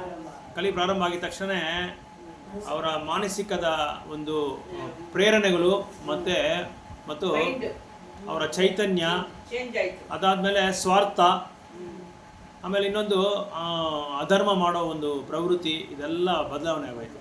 ಕಲಿ ಪ್ರಭಾವ ಅಷ್ಟೊಂದು ತುಂಬ ಇದಾಗಿದೆ, ಏನಿದೆ ಪವರ್ಫುಲ್ ಆಗಿದೆ, ತುಂಬ ಶಕ್ತಿವಂತವಾಗಿದೆ. ಯಾರು ಏನೂ ಮಾಡೋಕ್ಕಾಗಲ್ಲ. ಕಲಿಯುಗದ ಪ್ರಭಾವ ಅಷ್ಟೊಂದು ಪ್ರಭಾವ ಇದೆ ಅಂತ ಹೇಳ್ತಾ ಇದ್ದಾರೆ. The unmanifested force of time are so powerful that they reduce all matter to the oblivion in due course. In Kali Yuga, the last millennium of a round of 4 millenniums, the power is of all material objects deteriorates by the influence of time. So ಈ ಕಲಿಯುಗದ ಸಮಯದಿಂದ ಏನಾಗುತ್ತೆ, ಪ್ರತಿಯೊಂದು ನಾಶ ಆಗ್ತಾ ಇದೆ ಅಂತ ಹೇಳ್ತಾ ಇದ್ದಾರೆ. ಎಲ್ಲ ಒಂದು ರೀತಿಯಲ್ಲಿ ನೋಡಿದ್ರೆ ಎಲ್ಲ ನಾಶ ಆಗ್ತಾ ಇರುತ್ತೆ ಈ ಕಲಿಯುಗದ ಪ್ರಭಾವದಿಂದ. In this age of duration, the material body of the people in general in such is much reduced, and so is the memory. The action of matter has also not so much in an incentive. So ಕಲಿಯುಗದಲ್ಲಿ ಅದು 4 ಯುಗದಲ್ಲಿ ಮನುಷ್ಯನ ಒಂದು ಆಯುಸ್ಸು ಯುಗ ಆಗ್ತಾ ಕಡಿಮೆ ಆಗ್ತಾ ಇರುತ್ತೆ. ಸತ್ಯುಗದಲ್ಲಿ ಒಂದು ಮನುಷ್ಯನ ಆಯುಸ್ಸು ಎಷ್ಟಿರ್ಬೋದು? 1,00,000 ಸತ್ಯುಗದಲ್ಲಿ. ಕೃತಯುಗ ಇಲ್ಲ ಸತ್ಯಯುಗ ಅಂತ ಹೇಳ್ತಾರೆ. 1,00,000 ಒಂದು ಮನುಷ್ಯನಿಗೆ ಆಯುಸ್ಸು. ಅದು ತ್ರೇತಾಯುಗದಲ್ಲಿ ಏನಾಗುತ್ತೆ ಅಂದರೆ 10,000ಕ್ಕೆ ಕಡಿಮೆ ಆಗಿಬಿಡುತ್ತೆ. ದ್ವಾಪರಯುಗಕ್ಕೆ 1000, ಕಲಿಯುಗದಲ್ಲಿ 100 ವರ್ಷ. 100 ವರ್ಷ ಅಂತ ಹೇಳ್ತೀರಿ, 100 ವರ್ಷನೂ ಬದುಕ್ತಾ ಇಲ್ಲ, ಕಡಿಮೆ ಆಗ್ತಾ ಇದೆ, ದಿನ ಕಡಿಮೆ. ಯಾಕೆ ಕಡಿಮೆ ಆಗ್ತಾ ಇದ್ದರೆ, ಅದೇ ಹೇಳ್ತಾರೆ, ತಿನ್ನೋ ಆಹಾರ ಪದಾರ್ಥಗಳಲ್ಲಿ ಯಾವ ಥರದ ಒಂದು ಸತ್ತಿಲ್ಲ, ಆರೋಗ್ಯಕರವಾದ ಒಂದು ವಸ್ತುಗಳಿಲ್ಲ, ಆಮೇಲೆ ಯಾವುದು ಫ್ರೆಶ್ ಆಗಿ ಸಿಗ್ತಾ ಇಲ್ಲ. ಇನ್ನೊಂದು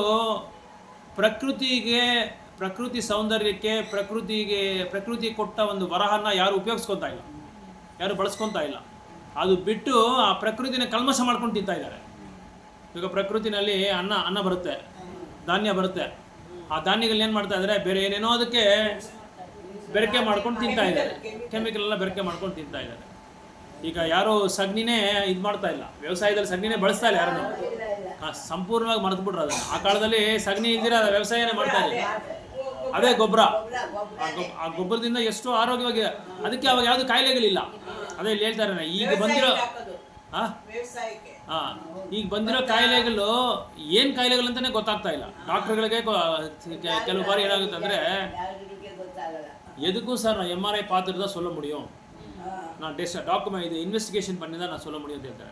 ನಾನು ಪರಿಶೋಧನೆ ಮಾಡಿದ ಹೇಳೋಕ್ಕಾಗುತ್ತೆ, ತಕ್ಷಣ ಅವನ ಕೈಲಿ ಏನು ಹೇಳೋಕ್ಕಾಗಲ್ಲ. ಆ ಕಾಲದಲ್ಲಿ ಏನಂದರೆ ವೈದ್ಯರು ಯಾವ MBBS ಯಾವ MS ಏನು ಓದ್ತಾ ಇರಲಿಲ್ಲ, ನಾಡಿ ಇಟ್ಕೊಂಡು ಹೇಳ್ಬಿಡ್ತಾ ಇದ್ರು, ನೀನು ಇಷ್ಟು ದಿನ ಬದುಕ್ತೀಯಾ, ಈ ದಿನ ನೀನು ಸತ್ತೋಗ್ತೀಯ ಅಂತ ಕರೆಕ್ಟಾಗಿ ಹೇಳ್ಬಿಡ್ತಾ ಇದ್ರು, ನಾಡಿ ಇಟ್ಕೊಂಡು. ಇವಾಗಲಿದ್ದಾರೆ ಅಂಥವ್ರು. ಸೊ ಅದು ಕರೆಕ್ಟಾಗಿ. ಇನ್ನೊಂದು ಆಯುರ್ವೇದ ಏನು ಹೇಳುತ್ತಂದರೆ, ನಮಗೆ ಕಾಯಿಲೆಗಳು ಬರೋ ಕಾರಣ ಏನಂದರೆ ಕಫ, ಪಿತ್ತ, ವಾಯು, ಈ 3 ಯಾವಾಗ ಸರಿಸಮಾನವಾಗಿ ಬ್ಯಾಲೆನ್ಸ್ ಆಗದೆ ಇರುವಾಗ ಏನಾಗುತ್ತೆ, ನಮಗೆ ಕಾಯಿಲೆ ಬರುತ್ತೆ. ಈ 3 ದೋಷಗಳು ನಮಗೆ ಕರೆಕ್ಟಾಗಿರಬೇಕು. ಈ 3 ಪದಾರ್ಥಗಳು ಕಫ, ಪಿತ್ತ, ವಾಯು ಬಂದು ಕರೆಕ್ಟಾಗಿ, ಪಿತ್ತ ಜಾಸ್ತಿ ಆದರೆ ವಾಯು ಕಫ ಪ್ರಾಬ್ಲಮ್ ಬರುತ್ತೆ. ಈ ಥರ ಯಾವುದಾದ್ರು ಒಂದಕ್ಕೊಂದು ಇಂಬ್ಯಾಲೆನ್ಸ್ ಆಗಿದ್ರೆ ಏನಾಗುತ್ತೆ, ನಮಗೆ ಸ್ಟಾರ್ಟ್ ಆಗುತ್ತೆ. ಅದಕ್ಕೆ ಆಯುರ್ವೇದದಲ್ಲಿ ಮತ್ತು ಹೋಮಿಯೋಪತಿನಲ್ಲಿ, ಸಿದ್ಧನಲ್ಲಿ ಏನು ಮಾಡ್ತಾರೆ ಅಂದರೆ, ಮೊದಲು ಮೈನಲ್ಲಿರೋ ಕೆಟ್ಟದೆಲ್ಲ ತೆಗೆಸ್ತಾರೆ. ಏನೇನು ನಮಗೆ ಕೆಟ್ಟದ ರಕ್ತ, ಕೊಬ್ಬಿನ ಪದಾರ್ಥ ಇದೆಲ್ಲ ತೆಗಿತಾರೆ. ಅದು ತೆಗಿಯುವಾಗ ಏನಾಗುತ್ತೆ ಅಂದರೆ, ಬೇಸಿಕ್ ಅದೇ ಆಯುರ್ವೇದಿಕ್ಕೂ ಅಲೋಪತಿಗಿರೋ ಡಿಫ್ರೆನ್ಸ್ ಅದೇ. ಅಲೋಪತಿಯವ್ರು ಏನು ಮಾಡ್ತಾರೆ, ಆ ತಕ್ಷಣಕ್ಕೆ ಅದನ್ನು ಕ್ಯೂರ್ ಮಾಡ್ತಾರೆ, ಅದನ್ನು ನೈವೇದ್ಯ ಇದು ವಾಸಿ ಮಾಡಿಬಿಡ್ತಾರೆ. ಆದರೆ ಇವರು ಏನು ಮಾಡ್ತಾರೆ, ರೂಟಿಂದ ಹೋಗ್ತಾರೆ, ಬೇರಿಂದ ಏನಾಗಿದೆ, ಬೇಸಿಕ್ ಏನಿದೆ, ಏನು ಪ್ರಾಬ್ಲಮ್ ಇದೆ, ಬೇಸಿಕ್ ಪ್ರಾಬ್ಲಮ್ ಇವನಿಗೆ ಅದನ್ನೆಲ್ಲ ನೋಡ್ತಾರೆ. ಅದನ್ನ ನೋಡಿ ಅದಕ್ಕೆ ಔಷಧಿ ಕೊಡ್ತಾರೆ. ಅದು ಔಷಧಿ ಕೊಡೋದ್ರಿಂದ ಏನಾಗುತ್ತೆ, ಶರೀರದಲ್ಲಿ ಇರೋದೆಲ್ಲ ಹೊಟ್ಟೋಗ್ಬಿಡುತ್ತೆ. ಆ ಕೆಟ್ಟ ರಕ್ತ, ಕೆಟ್ಟ ಕೊಬ್ಬು, ಆ ಪಿತ್ತ ಇದೆಲ್ಲ ಹೊರಗಡೆ ಬಂದಮೇಲೆ ಏನಾಗುತ್ತೆ, ಪ್ಯೂರ್ ಆಗಿಬಿಡುತ್ತೆ. ಹೊರಗಡೆ ಬಂದ ಶುದ್ಧ ಆಗಿಬಿಡುತ್ತೆ. ಶುದ್ಧ ಅಂದರೆ ಗುಣ ಆಗಿಬಿಡುತ್ತೆ, ಸಂಪೂರ್ಣವಾಗಿ ಗುಣ ಆಗಿಬಿಡುತ್ತೆ. ಸೊ ಈ ಥರ ಆ ಕಾಲದಲ್ಲಿ ಅಲೋಪತಿಗೆ ಇಷ್ಟೊಂದು ಟೆಕ್ನಾಲಜಿನೇ ಇಲ್ಲ, ಇಷ್ಟೊಂದು ಅಡ್ವಾನ್ಸ್ಮೆಂಟೇ ಇಲ್ಲ. ಇನ್ನೊಂದೇನೆಂದರೆ ಏನು ಮಾಡ್ತಾರೆ ಅಂದರೆ, ಈಗ ಕಲಿಯುಗದಲ್ಲಿ ತುಂಬ ಬೆಳೆ ಬಂದ್ಬಿಟ್ರೆ ಏನು ಮಾಡ್ತಾರೆ, ಅದನ್ನು ಗೋಡೌನಲ್ಲಿ ಸ್ಟಾಕ್ ಇಟ್ಬಿಡ್ತಾರೆ.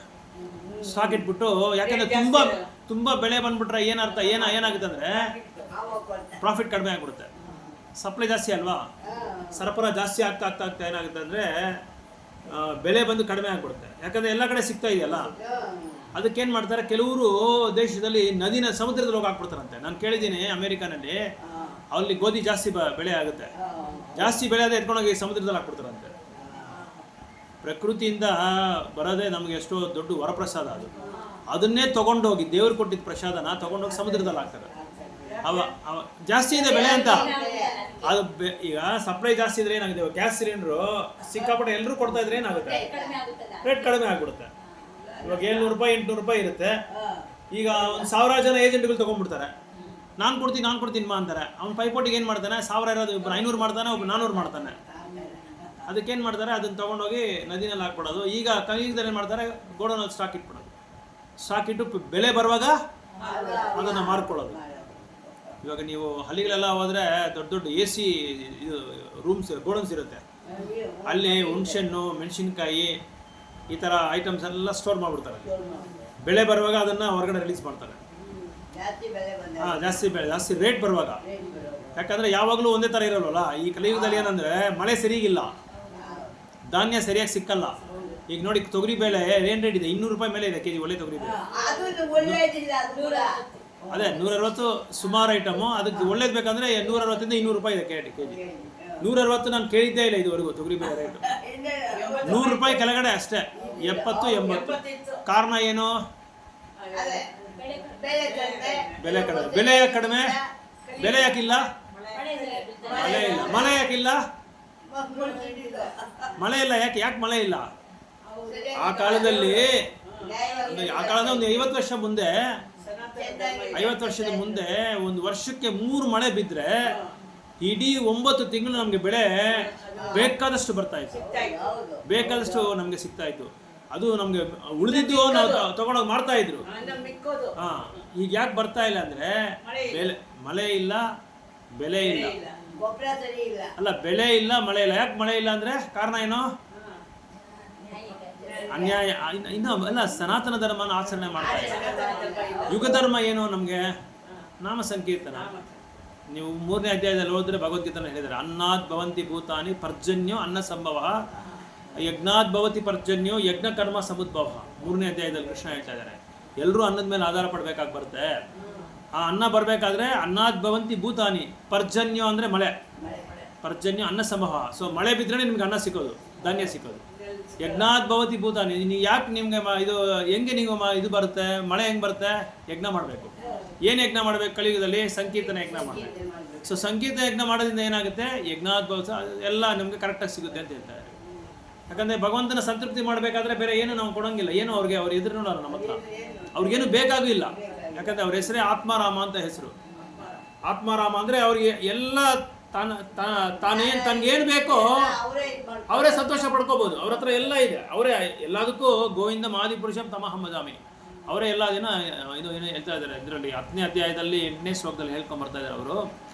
ಎಲ್ಲ ಇಡೀ ಜಗತ್ತಿಗೆ ನಾನೇ, ಬ್ರಹ್ಮಾಂಡಕ್ಕೆ ನಾನೇ ನಾಯಕ, ನನಗಂತೂ ಯಾವುದೂ ಇಲ್ಲ, ನನ್ನ ನಿರ್ದೇಶನದಲ್ಲಿ ಎಲ್ಲ ಓಡ್ತಾ ಇದೆ ಅಂತ ಹೇಳ್ತಾರೆ. ಎಲ್ಲ ನಡೀತಾ ಇದೆ ನನ್ನ ನಿರ್ದೇಶನದಲ್ಲೇ, ನಾನೇ ಡೈರೆಕ್ಟರ್ ಎಲ್ಲದಕ್ಕೂ ಅಂತ ಹೇಳ್ತಾ ಇದ್ದಾರೆ. ಸೊ ಆ ಥರ ಭಗವಂತನಿಗೆ ಏನು ಬೇಕಾಗಿಲ್ಲ. ಸೊ ನಾವೇನು ಮಾಡ್ತಾ ಇದ್ದೀರಿ, ಭಗವಂತನಿಂದ ದೂರ ಹೋಗೋದಕ್ಕೆ ನಾವು ಪ್ರಯತ್ನ ಪಡ್ತಾ ಇದ್ದೀವಿ. ಯಾವಾಗ ದೂರ ಹೋಗೋಕೆ ನಾವು ಪ್ರಯತ್ನ ಪಡ್ತೀವಿ, ಅವಾಗ ನಮ್ಗೆ ಏನಾಗುತ್ತೆ, ಕಷ್ಟಗಳು ಒಂದಿನ ದಿನ ಹೆಚ್ಚಿಕೊಂಡು ಹೋಗ್ತಾ ಇರುತ್ತೆ, ಸಮಸ್ಯೆಗಳು ಜಾಸ್ತಿ ಆಗ್ತಾ ಇದೆ.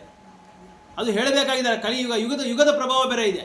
ಯುಗದ ಪ್ರಭಾವದಲ್ಲಿ ಏನಾಗುತ್ತೆ ಅಂದರೆ, ಕಲಿಯುಗ ಪ್ರಭಾವದಲ್ಲಿ ಇನ್ನೂ ಸಮಸ್ಯೆಗಳು ಹೆಚ್ಚಿಕೊಂಡು ಹೋಗ್ತಾ ಇದೆ, ದಿನ ಹೆಚ್ಚಿಕೊಂಡು ಹೋಗ್ತಾನೆ ಇದೆ. ಯಾಕಂದರೆ ಪ್ರಕೃತಿಗೆ ಸರಿಸಮಾನವಾಗಿ ನಾವು ಒಗ್ಗಟ್ಟಾಗಿ ಸರಿಯಾಗಿ ನಡ್ಕೊತಾ ಇಲ್ಲ, ನಾವು ಅದಕ್ಕೆ ಕೋಆಪ್ರೇಟ್ ಮಾಡ್ತಾ ಇಲ್ಲ ನಾವು. ಅದಕ್ಕೆ ವಿರುದ್ಧವಾಗಿ ನಡ್ಕೊತಾ ಇದ್ದೀರಿ.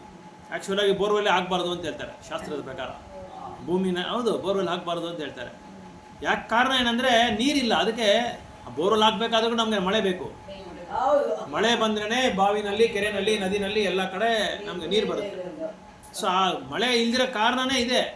ಎಲ್ಲ ಕಡೆ ಅಧರ್ಮ, ಅನ್ಯಾಯ, ಆಮೇಲೆ ಹಸು ಹತ್ಯ, ಗೋಹತ್ಯ, ಎಲ್ಲ ಕಡೆ ಗೋಹತ್ಯೆ ನಡೀತಾ ಇದೆ ಕಲಿಯುಗದಲ್ಲಿ. ಅದನ್ನು ದೊಡ್ಡ ದೊಡ್ಡ ಕಂಪ್ನಿಗಳಿಗೆ ಇದು ಮಾಡ್ತಾ ಇದ್ದಾರೆ, ಎಕ್ಸ್ಪೋರ್ಟ್ ಮಾಡ್ತಾ ಇದ್ದಾರೆ. ಎಗುಮತಿ ಅಂತ ಬೇರೆ ದೇಶಕ್ಕೆ ಎಗುಮತಿ ಮಾಡ್ತಾರೆ. ಕೇರಳದಿಂದ ಹೋಗ್ತಾ ಇದೆ. ಪಿಂಕ್ ರೆವಲ್ಯೂಷನ್ ಅಂತ ಹೆಸರು ಅದಕ್ಕೆ.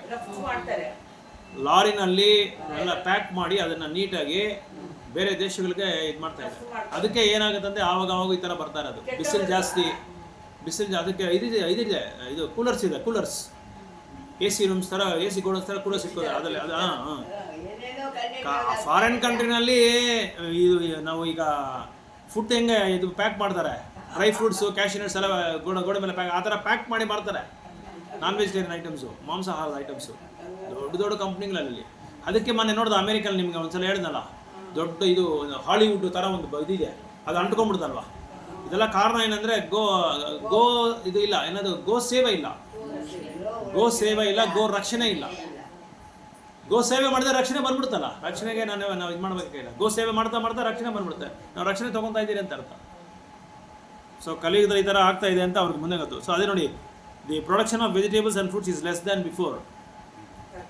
ತರಕಾರಿನೂ ಮತ್ತು ಧಾನ್ಯಗಳು ಅದರ ತಯಾರಿನೇ ಇಲ್ಲ. ದಿನ ಕಡಿಮೆ ಆಗ್ತಾನೆ ಬರುತ್ತೆ. ಈಗ ರೇಟ್ ಜಾಸ್ತಿ ಆಗಿದೆ, ಅದಕ್ಕೆ ಬೆಲೆ ಇಲ್ಲ. ಇರೋ ಬೆಲೆಗೆ ಏನು ಮಾಡ್ತಾರೆ, ರೇಟ್ ಹತ್ತಿಸ್ತಾರೆ. ಅಕ್ಕಿ ನೋಡಿ 70 ರೂಪಾಯಿ kg, ಒಳ್ಳೆ ಅಕ್ಕಿ 65 ರೂಪಾಯಿ, 70 ರೂಪಾಯಿ kg. As such, all living beings, both men and animals, do not have sumptuous nourishing food. ಅದಕ್ಕೆ ಶ್ರೀಲ ಪ್ರಭುಪಾದರು ಏನು ಹೇಳ್ತಾರೆ ಅಂದರೆ,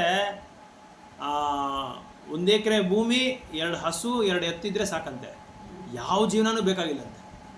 ಎಲ್ಲ ಜೀವನ ನಾವು ಮಾಡ್ಬೋದಂತೆ. ಮತ್ತು ಯಾಕೆ ಇವಾಗ ಅದು ಮಾಡೋಕ್ಕಾಗ್ತಾ ಇಲ್ಲ? ಮಳೆ ಒಂದು ಕಡೆ, ಆಸೆಗಳು ಜಾಸ್ತಿ ಆಗ್ತಾ ಇದೆ. ನಮ್ಮ ಆಸೆಗಳು, ಕಾಮಗಳು, ನಮ್ಮ ಆಸೆ, ನಮ್ಮ ಇದು ಆಕರ್ಷಣೆಗಳು ಜಾಸ್ತಿ ಆಗ್ತಾ ಇದೆ ಭೌತಿಕ ಪ್ರಪಂಚದ ಮೇಲೆ. ಅದಕ್ಕೆ ನಮಗೆ ಈಗ ನೋಡಿ, ಚಿಲ್ಲರೆ ಅಂಗಡಿಗೆ ಹೋದರೆ ಲಿಸ್ಟಲ್ಲಿ ಅವಾಗ 85% 90% ಧಾನ್ಯಗಳು ಮಾತ್ರ ನಾವು ಕೊಂಡ್ಕೊತಾ ಇದ್ವಿ. ಈಗೇನಂದರೆ ಆ ಧಾನ್ಯಗಳು ಬಂದು 35% ಆಗಿಬಿಟ್ಟಿದೆ. ಮಿಕ್ಕಿದೆಲ್ಲ ಬೇರೆ ಕಾಸ್ಮೆಟಿಕ್ಸು, ಅದು ಇದು ಬೇಡದೇ ಇರೋ ವಿಷಯಗಳೆಲ್ಲ ಲಿಸ್ಟಲ್ಲಿ ಬರ್ತಾ ಇದೆ. ಪ್ರಾವಿಷನ್ ಸ್ಟೋರ್ ಲಿಸ್ಟಲ್ಲಿ ಬೇರೆ ಐಟಮ್ಸ್ ಜಾಸ್ತಿ ಇದೆ, ಬೇಡದೇ ಇರೋ ಐಟಮ್ಸ್ ಜಾಸ್ತಿ ಇದೆ. ಶಾರೀರಿಕವಾಗಿ ಆಕರ್ಷಣೆ ಆಗಿರೋದು ತುಂಬ ಏನು ಹೇಳೋದು, 10 ಜನ ನಮ್ಮನ್ನು ಏನು ಹೊಗಳ್ಕೊಂಡು ನಮ್ಮನ್ನು ಏನು ಮಾಡಬೇಕು, ಕೀರ್ತಿ ಮಾಡುವಂಥ ವಸ್ತುಗಳು ಜಾಸ್ತಿ ಇದೆ. ನಮಗೆ ಬೇಕಾಗಿರೋ ವಸ್ತುಗಳು ತುಂಬ ಕಡಿಮೆ ಆಗ್ತಾ ಇದೆ. ಇನ್ನೊಂದೇನೆಂದರೆ, 2 ಹೊತ್ತು ತಿಂದರೆ ಇನ್ನೊಂದು ಹೊತ್ತು ಯಾರೋ ಮನೆಯಲ್ಲಿ ತಿನ್ನಲ್ಲ, ಎಲ್ಲ ಹೊರಗಡೆ ತಿಂತಾರೆ. ಎಲ್ಲ ಅಲ್ಲಿ ಬರೀ ಜಂಕ್ ಫುಡ್, ಏನು ಬೇಕು ಅದು ಏನೇನು ಬೇಕೋ ಎಲ್ಲ ಅಲ್ಲಿ ತಿಂದ್ಬಿಟ್ರೆ ಮನೆಯಲ್ಲಿ ಯಾರೂ ತಿನ್ನಲ್ಲ.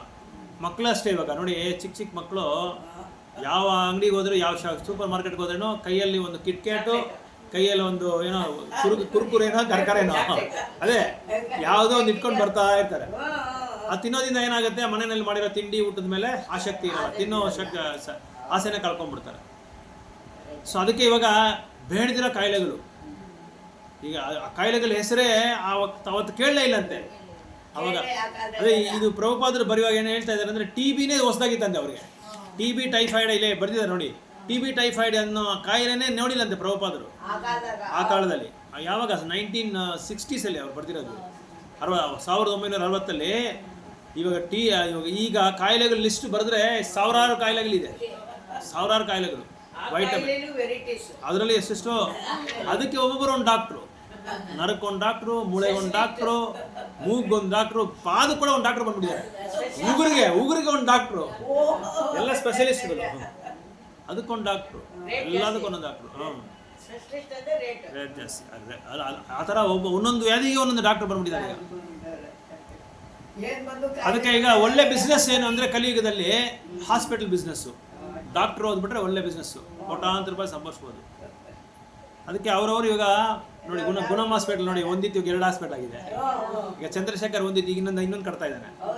ಹಾಂ, ಈ ಥರ ಬೇಕಾದಷ್ಟು ಹಾಸ್ಪಿಟ್ಲ್, ಯಾಕಂದರೆ ಬೇಕಾದಷ್ಟು ಕಾಯಿಲೆಗಳು ಜಾಸ್ತಿ ಆಗ್ತಾ ಹಾಸ್ಪಿಟ್ಲ್ ದುಡ್ಡು ಅವ್ರಿಗೆ ಜಾಸ್ತಿ ದುಡ್ಡು ಚೆನ್ನಾಗಿ ಸಂಪಾದಿಸ್ಕೊಳ್ಳೋದಕ್ಕೆ ಅವ್ರಿಗೆ ಒಳ್ಳೆ ಅಲ್ಲೇ ಪಕ್ಕದಲ್ಲೇ.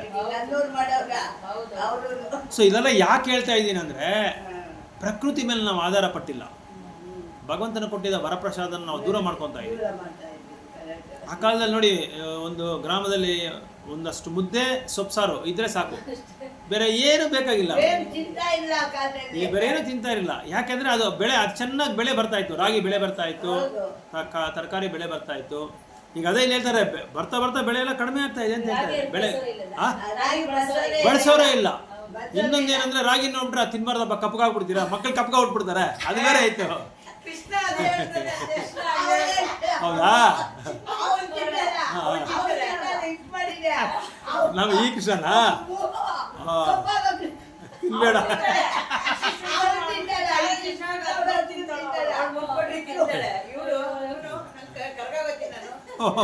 ನೋಡಿ, ಚಿಕ್ಕ ವಯಸ್ಸಲ್ಲೇ ಆ ಬ್ಯೂಟಿ ಕಾನ್ಶಿಯಸ್ನೆಸ್ ಎಷ್ಟಿದೆ ಮಕ್ಕಳಿಗೆ.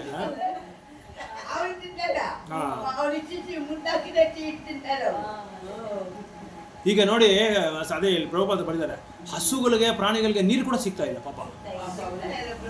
ಹಾವುಗಳು ಮನೆ ಒಳಗೆ ಬರ್ತಾ ಇದೆ, ಬಿಸಿಲಿಗೆ ನೀರಿಲ್ಲ. ಅದೇ ಇಲ್ಲಿ ಪ್ರಭುಪಾದ ಹೇಳ್ತಾರೆ ನೋಡಿ, due to want as such all living beings both men and animals do not have sumptuous nourishing food. ಆಹಾರ ಸಿಗ್ತಾ ಇಲ್ಲ ಅವರಿಗೆ. Due to want of so many necessities of life, natural duration of life is reduced, so the memory is short, intelligence is meager.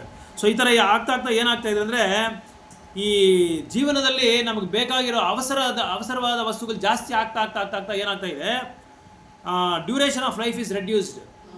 ನಮ್ಮ ಆಯುಸ್ ಬಂದು ಕಡಿಮೆ ಆಗ್ತಾ ಇದೆ. ಆಯುಸ್ ಕಡಿಮೆ ಆಗ್ತಾ ಏನಾಗ್ತಾ ಇದೆ, ಮೆಮೊರಿ ಕಡಿಮೆ ಆಗ್ತಾ ಇದೆ, ಜ್ಞಾಪಕ ಶಕ್ತಿ ಕಡಿಮೆ ಆಗ್ತಾ ಇದೆ, ಬುದ್ಧಿ ಕಳ್ಕೊತಾ ಇದ್ದೀರಿ.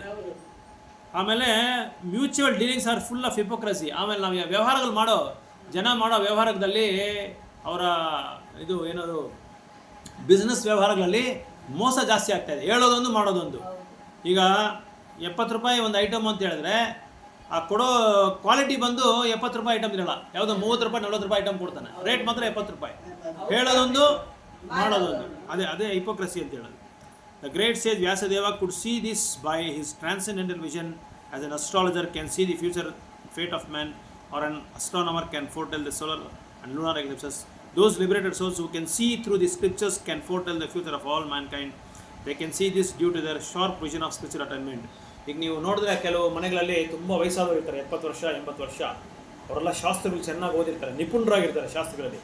ಅವರು ಹೇಳ್ಬಿಡ್ತಾರೆ, ನಮ್ಮ ಕಾಲದಲ್ಲಿ ಈ ಥರ ಇತ್ತು ನೋಡಿ, ಈ ಥರ ಆಗುತ್ತೆ. ಅವ್ರು ಮುಂದೆನೇ ಹೇಳಿದ್ರು, ವೇದವ್ಯಾಸರು ಇಂಥವ್ರು. ವೇದವ್ಯಾಸರು ಏನಾದ್ರು ಅಂದರೆ ದೊಡ್ಡ ಅಸ್ಟ್ರಾಲಜರ್ ಥರ ಅವರು, ಜ್ಯೋತಿಷ್ಯರ ಥರ ಅವರು.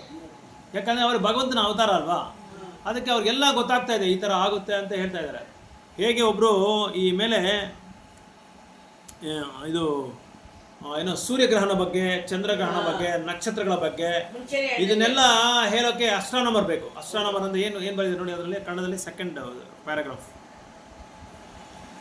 ಅಸ್ಟ್ರಾನಮರ್ಗೆ ಏನು ಹೇಳಿದ್ದಾರೆ ನೋಡಿ, 17-18 ಶ್ಲೋಕದಲ್ಲಿ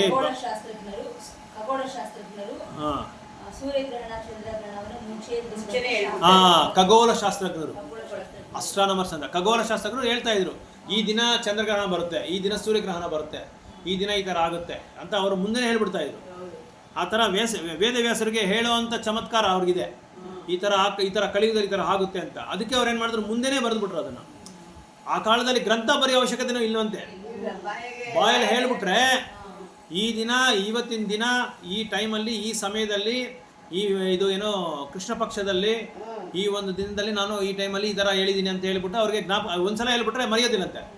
ಅದೇ ವೇದವ್ಯಾಸರಿಗೆ ಗೊತ್ತು, ಇದೆಲ್ಲ ಬಾಯಲ್ಲಿ ಹೇಳಿದ್ರೆ ಇವ್ರಿಗೆ ಅರ್ಥ ಆಗಲ್ಲ, ಇವ್ರ ಜ್ಞಾಪಕ ಶಕ್ತಿ ಇರಲ್ಲ ಕಲಿಯುಗದಲ್ಲಿ ಅಂತ ಹೇಳ್ಬಿಟ್ಟು ಇವರೆಲ್ಲ ಬರೆದಿರೋದು. ಬರೆಯೋ ಅವಶ್ಯಕತೆನೇ ಇಲ್ಲ. ಈಗ ನೀವು ನೋಡಿ, ಹಳೆ ಕಾಲದವರೆಲ್ಲ ಹೋಗಿ ನೋಡಿ, ಅವ್ರು ಒಂದ್ಸಲ ಹೇಳ್ಬಿಟ್ರೆ ಮರೆಯಲ್ಲ, ಕರೆಕ್ಟಾಗಿ ಜ್ಞಾಪಕ ಇರುತ್ತೆ ಅವ್ರಿಗೆ. ಈ ವರ್ಷ, ಈ ತಿಂಗಳು ಅವ್ರು ಯಾವಾಗ ಇದು ಗೌರ್ಮೆಂಟ್ ಸರ್ವಿಸ್ ಸೇರಿರೋದನ್ನ ಕೇಳಿ, ಅವ್ರನ್ನ 80 ವರ್ಷ ಆಗಿದ್ರೆ ಕೂಡ ಕರೆಕ್ಟಾಗಿ ಹೇಳ್ತಾರೆ. ಅವರು ಯಾವಾಗ ರಿಟೈರ್ಡ್ ಆಗಿರೋದು ಅಂತ ಕೂಡ ಹೇಳ್ತಾರೆ ಬೇಕಾದ್ರೆ, ಅಷ್ಟು ಕರೆಕ್ಟಾಗಿ ಅವ್ರ ಜ್ಞಾಪಕ ಶಕ್ತಿ ಇರುತ್ತೆ. ನಮಗೆ ನಿನ್ನೆ ಬೆಳಗ್ಗೆ ಏನು ಟಿಫನ್ ಅಂದರೆ ಜ್ಞಾಪಕ ಮಾಡ್ಕೊಬೇಕಾಗುತ್ತೆ, ಯೋಚನೆ ಮಾಡದೆ ಹೇಳ್ಬೇಕಾಗುತ್ತೆ. ಅಷ್ಟೊಂದು ಜ್ಞಾಪಕ ಶಕ್ತಿ ಕಡಿಮೆ ಆಗ್ಬಿಟ್ಟಿದೆ, ಹಾಗೆ ಮರೆತು ಬಿಡ್ತೀವಿ. ಸೊ ಅದೇ ಇಲ್ಲಿ ಹೇಳ್ತಾರೆ, they can see this due to their sharp vision of spiritual attainment. ಅದು ಯಾಕೆ ಬರುತ್ತೆ ಅಂದರೆ ಆಧ್ಯಾತ್ಮಿಕವಾದ ಜ್ಞಾನ ಜಾಸ್ತಿ ಅವ್ರಿಗೆ, ಆಧ್ಯಾತ್ಮಿಕ ಜ್ಞಾನ ಇರೋರಿಗೆ, ಶುದ್ಧ ಭಕ್ತಿ ಇರೋರಿಗೆ ತಕ್ಷಣ ಅವರು ಅನುಭವದಲ್ಲಿ ಹೇಳ್ಬಿಡ್ತಾರೆ. ಅವರು ಈ ಥರ ಆಗುತ್ತೆ, ಈ ಥರ ಆಗ್ಬೋದು, ಈ ಥರ ಆಗಲ್ಲ, ಈ ಥರ ಆಗುತ್ತೆ ಅಂತ ಹೇಳ್ಬಿಡ್ತಾರೆ ಕರೆಕ್ಟಾಗಿ ಅವರು. So and all such transcendents who are naturally devotees of the lord are always eager to render welfare service to the people in general. So ಇಲ್ಲಿ ಪ್ರಭುಪಾದ ಹೇಳ್ತಾರೆ, ಆಧ್ಯಾತ್ಮಿಕವಾದಿಗಳು ಎಲ್ರಿಗೂ ಏನಿರುತ್ತೆ ಅಂದರೆ ಅವ್ರ ಕಾನ್ಷಿಯಸ್ನೆಸ್ಸು, ಅವ್ರ ಪ್ರಜ್ಞೆ ಇರೋದ್ರಿಂದ ಓಕೆ ಆಯಿತು. ಜನಗಳಿಗೆ ಯಾವ ಥರ ನಾವು ಲೋಕ ಕಲ್ಯಾಣ ಮಾಡೋಣ, ಯಾವ ಥರ ನಾವು ಒಳ್ಳೇದು ಮಾಡೋಣ ಅನ್ನೋದನ್ನು ಅವರು ಕಾಯ್ತಾ ಇರ್ತಾರೆ ಆಧ್ಯಾತ್ಮಿಕವಾದಿಗಳು. ಸೊ 19ನೇ ಶ್ಲೋಕದಲ್ಲಿ ಏನು ಹೇಳ್ತಾ ಇದ್ದಾರೆ ಅಂದರೆ, ಹಿಂದೆ ಒಂದೇ ಒಂದು ವೇದ ಇದ್ದಿದ್ದು, ಯಜುರ್ವೇದ. ಈಗ ಈ ಒಂದು ವೇದದಲ್ಲಿ ಈ ಥರ ಫಸ್ಟ್ ಮೊದಲು ಇದ್ದಿದ್ದು ಒಂದೇ ವೇದ. ಆ ಒಂದೇ ವೇದನ ವ್ಯಾಸದೇವರು ಏನು ಮಾಡಿದ್ರು, 4 ವೇದಗಳಾಗಿ ಅದನ್ನು ಭಾಗ ಮಾಡಿದ್ರು, 4 ಭಾಗಗಳಾಗಿ ಮಾಡಿದ್ರು. ಯಾಕಂದರೆ ಜನಕ್ಕೆ ಅರ್ಥ ಆಗಲ್ಲ ಅಂತ ಹೇಳಿ ಆ 4 ಭಾಗಗಳನ್ನ ಮತ್ತೆ ಏನು ಮಾಡಿದ್ರು, ಮಹಾಭಾರತ, ಸಂಹಿತಾಗಳು, ಯಜುರ್ವೇದ, ಅದರನ್ನು ವೇದ, ಇದು 4 ವೇದಗಳಾಗಿ ಅದನ್ನು ಡಿವೈಡ್ ಮಾಡಿ ಪುರಾಣಾಸು ಮತ್ತು ಮಹಾಭಾರತ, ಉಪನಿಷತ್ತುಗಳು ಇದೆಲ್ಲ ಮತ್ತೆ ಅದನ್ನು ಬರ್ಕೊಂಡು ಬಂದರು. ಯಾಕಂದರೆ ಜನಗಳಿಗೆ ಅರ್ಥ ಆಗಲ್ಲ. ನಮಗೆ ಈ ಭಗವದ್ಗೀತಾ 700 ಶ್ಲೋಕನೇ ನಾವು ಇನ್ನೂ ಓದ್ತಾನೆ ಇದ್ದೀವಿ ಜೀವನದಲ್ಲಿ, ಇನ್ನು ಮಹಾಭಾರತ ಇದು ಭಾಗವತ ಓದ್ತಾನೆ ಇದ್ದೀವಿ. ಯಾಕಂದರೆ ಇಷ್ಟೊಂದು ತಲೆಗೆ ಅವ್ರಿಗೆ ಬೇಗ ಹತ್ತೋದಿಲ್ಲ. ಅದಕ್ಕೆ ವ್ಯಾಸದೇವ ಏನು ಮಾಡಿದ್ರು, ಆ ವೇದಗಳೆಲ್ಲ ಭಾಗ ಮಾಡಿಬಿಟ್ರು. ಆಮೇಲೆ ಅವ್ರ ಶಿಷ್ಯರಿಗೆಲ್ಲ ಕೊಟ್ಬಿಟ್ರು, ನೀನು ಈ ವೇದನ ನೀನು ಇದು ಮಾಡು, ಡೆವಲಪ್ ಮಾಡು, ನೀನು ಈ ವೇದ ನೀನು ಬರೆದ್ಬಿಟ್ಟು ನೀನು ಇದ್ರ ಬಗ್ಗೆ ನೀನು ಬರಿ ಅಂತ 4 ಬೇರೆ ಶಿಷ್ಯರಿಗೆ ಬೇರೆ ವೇದಗಳು ಕೊಟ್ಟು ನೀವು ಇದ್ರ ಬಗ್ಗೆ ಬರ್ಕೊಂಡು ಹೋಗ್ರಿ ಅಂತ ಹೇಳ್ಬಿಟ್ಟು ಅವ್ರಿಗೆ ಕೊಟ್ಬಿಟ್ರು. ಎಲ್ಲರಿಗೂ ಒಂದು ಜವಾಬ್ದಾರಿ ಕೊಟ್ಬಿಟ್ರು. ಈ ಥರ ವ್ಯಾಸದೇವರು ಅವರವರ ಶಿಷ್ಯರಿಗೆ ಕೊಟ್ಟಾದ್ಮೇಲೆ ಏನಾಗುತ್ತೆ, ಅದು ಈ ಬದ್ಧ ಆತ್ಮಗಳನ್ನ ಹೇಗಾದರೂ ಉದ್ಧಾರ ಮಾಡಬೇಕು ಅಂತ ಹೇಳ್ಬಿಟ್ಟು ಏನು ಮಾಡಿದ್ರು, ಮತ್ತೆ ಪುರಾಣಸ್ ಎಲ್ಲ ಬರೆದ್ರು, ಮಹಾಭಾರತ ಬರೆದ್ರು, ಇದನ್ನೆಲ್ಲ ಎಕ್ಸ್ಪ್ಲೈನ್ ಮಾಡ್ಕೊಂಡು ಹೋದ್ರು ಒಂದೊಂದೇ. There is no point in doubting. So ಅದಕ್ಕೆ ನಾವು ಶಾಸ್ತ್ರಗಳನ್ನ ಯಾವುದು ಡೌಟ್ ಅದ್ರ ಮೇಲೆ ನಮಗೆ ಅನುಮಾನ ಇರಬಾರ್ದು. ಶಾಸ್ತ್ರದಲ್ಲಿ ಇರ್ಬೋದಾ, ಶಾಸ್ತ್ರ ಹೇಳೋದು ತಪ್ಪ ರೈಟಾ ಅಂತ ನಾವು ಅನುಮಾನ ಪಡಬಾರ್ದು. ಅವರು ಶಾಸ್ತ್ರ ಅಂದರೆ ತಾಯಿಗೆ ಸಮಾನ. ತಾಯಿ ಏನು ಹೇಳ್ತಾರೋ ಮಕ್ಕಳೇನು ಮಾಡ್ತಾರೆ, ಇವರೇ ತಂದೆ ಅಂದರೆ ಅವರ ತಂದೆ ಅಂತ ಅವ್ರನ್ನೇ ಅಪ್ಪ ಅಂತ ಕರಿತಾ ಇದ್ರು. ಅದೇ ಥರ ಶಾಸ್ತ್ರಗಳು ಯಾರನ್ನ ಹೇಳ್ತಾರೋ, ಭಗವಂತ ಕೃಷ್ಣನ ಒಂದು ಗುಣ ಗಾನ, ಅವರ ನಾಮ ರೂಪ ಲೀಲಾ, ಇದ್ರ ಬಗ್ಗೆ ಶಾಸ್ತ್ರಗಳು ಹೇಳೋದನ್ನ ನಾವು ನಂಬಲೇಬೇಕು ಅಂತ ಇಲ್ಲಿ ಹೇಳ್ತಾ ಇದ್ದಾರೆ.